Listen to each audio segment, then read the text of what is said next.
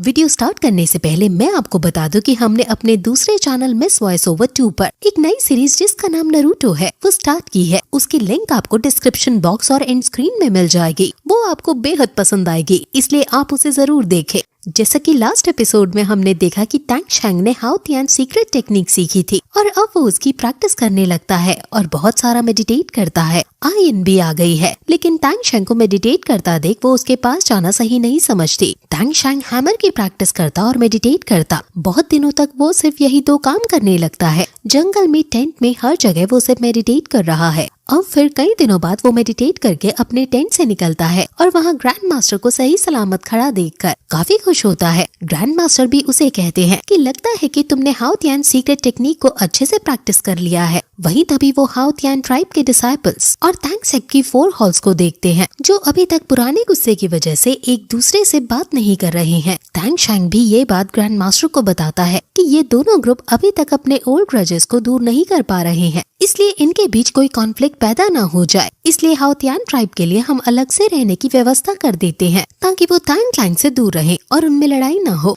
Grand master भी कहते हैं कि यहाँ सिचुएशन काफी इंटेंस है, इसलिए इनको मिलने से रोकना ही शायद एकमात्र रास्ता है। वहीं दूसरी तरफ वुहान एम्पायर में सभी हेड फ्लेमेंस ने कमांड अपने अंदर ले ली है और जब बीबी तोंग ये पूछती है कि तुम ये क्या कर रहे हो, तो सेकंड फ्लेमेन जो कि एक क्रोकोडाइल मास्टर है वो कहता है कि मैं तुम्हें सीक्रेट टेंपल में लौटने का ऑर्डर देता हूँ। अब यहाँ की सिचुएशन हम फ्लेमेंस ही संभालेंगे। बीबी तोंग को ये सुनकर गुस्सा आता है और वो कहती है कि आखिर तुम्हारी इस तरह मुझसे बात करने की हिम्मत कैसे हुई। मैं यहाँ की पोप हूँ, यानी मार्शल सोल एम्पायर की सुप्रीम लीडर। क्रोकोडाइल मास्टर भी चिल्लाकर कहते हैं कि चुप रहो तुम। एल्डर हॉल के पास पोप को डिस्चार्ज करने का हक होता है। देखो तुमने क्या किया है, तुम खतरे को अपने घर तक ले आई हो। अगर हम आज टाइम पर ना आए होते तो तियान-दो एम्पायर पूरा जियालिन पास कैप्चर कर चुका होता। तुमने इतनी बड़ी मिस्टेक की है। वो तो शुक्र मानो हम तुझे सिर्फ वापस भेज रहे हैं, तुम्हें रिमूव नहीं कर रहे पोप की गद्दी से। असल में ये सब ऑर्डर हेड फ्लेमेन दे रहे हैं, तो देखो कितने दयावान है वो। क्या तुम उनकी बात को डिसओबे करोगी? क्या तुम ये चाहती हो कि हेड फ्लेमेन खुद यहाँ आकर तुमसे पर्सनली बात करे?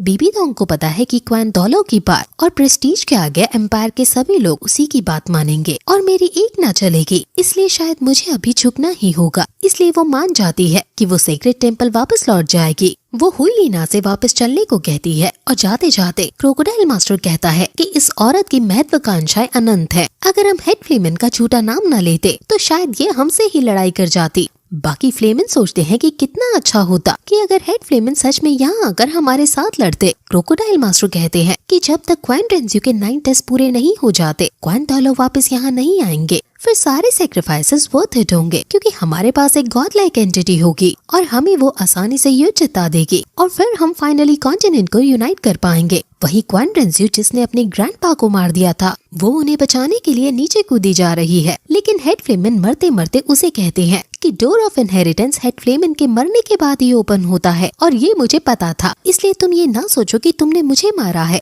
यही मेरी डेस्टिनी थी, इसलिए तुम दुखी मत हो। मैंने सैकड़ों सालों से इस दिन का वेट किया है और फाइनली तुम गॉड बनने के लिए एक कदम ही दूर हो। क्वान रेंज्यू एक दलदल जैसी जगह पर पहुंच जाती है और वो नहीं नहीं चिल्लाने लगती है, लेकिन तभी वो अपने को शांत करती है और वो अपने आप को एंजल गॉड के सिंहासन के आगे पाती है। वहीं क्वान दौलो भी मौजूद है, जिसको देखकर वो काफी खुश होती है और उनके पास जाने की कोशिश करती है, लेकिन वो दलदल की वजह से नहीं जा पाती। क्वान दौलो कहते हैं कि अब तुम मुझे नहीं रोक सकती। अब हम एंजल हॉल के अंदर आ गए हैं और अब हम इस जगह की ग्लोरी को रेस्टोर करेंगे और एंजल गॉड को वापस इस दुनिया के अंदर लेकर आएंगे। काफी लंबे समय से दौलो कॉन्टिनेंट में कोई गॉड अपीयर नहीं हुआ है, लेकिन अब मेरा डिसेंडेंट कॉन्टिनेंट में सबसे स्ट्रांग बन गया है और अब वो मार्शल सोल हॉल को नई ऊंचाइयों पर ले जाएगा। तुम मेरा गर्व हो और हमेशा रहोगी। ग्रैंडपा की बॉडी जैसे जैसे डिसइंटीग्रेट हो रही थी, वहाँ एंजल हॉल के अंदर चमक बढ़ती जा रही थी और फिर तभी हम पूरे एंजल हॉल को देखते हैं, जो काफी ज्यादा सुंदर है और ऐसा लग रहा है मानो ये पूरी जगह सोने से बनी हो। अब क्वान रेंज्यू को केवल एक टेस्ट और देना है, जिसके बाद वो फाइनली गॉड बन जाएगी। क्वान दौलो समझ जाता है कि तुम्हें चाहे कितना भी दर्द मिले,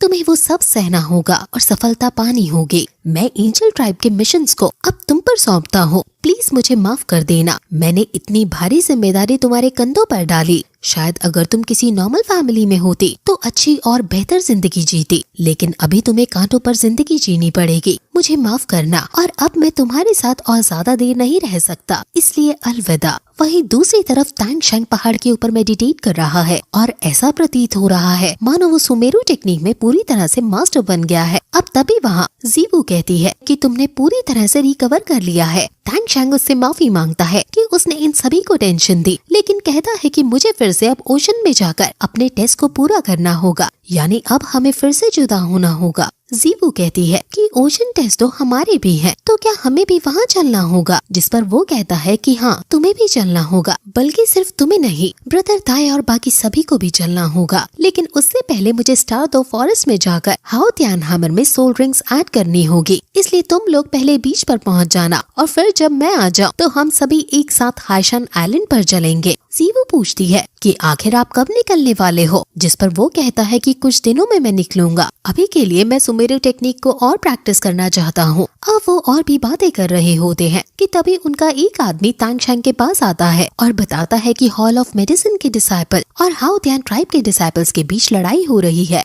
और आपको जल्दी से वहाँ जाकर उन्हें रोकना होगा। तांग शेंग पूछता है कि आखिर वहाँ क्या हुआ, जिस पर वो बताता है कि हॉल ऑफ मेडिसिन और हाओ त्यान ट्राइब के दो डिसाइपल्स के बीच किसी बात से आर्ग्यूमेंट शुरू हो गया और उनका आर्ग्यूमेंट इतना बढ़ गया कि हाथ से निकल गया और इन हॉल्स के चीफ भी इस लड़ाई में उतर गए। तांग शेंग कहता है कि अभी मेरी तरफ से ये ऑर्डर दो कि आज रात की मिलिट्री एक्सरसाइज कंडक्ट होगी, बाकी ट्रूप्स नॉर्मल रहेंगे, लेकिन जो आर्ग्यूमेंट्स में इन्वॉल्व हैं वो सभी आज मौजूद होने चाहिए और जो गुनहगार होगा उनको मिलिट्री लॉ के अकॉर्डिंग सजा दी जाएगी। और फिर यही ये एपिसोड इस तरह खत्म हो जाता है। गाइस, हमने नारुतो नाम की सीरीज स्टार्ट की है, जिसको आप एंड स्क्रीन पर दी गई लिंक पर क्लिक करके देख सकते हैं। वो आपको बहुत पसंद आएगी, इसलिए उसको जरूर देखें।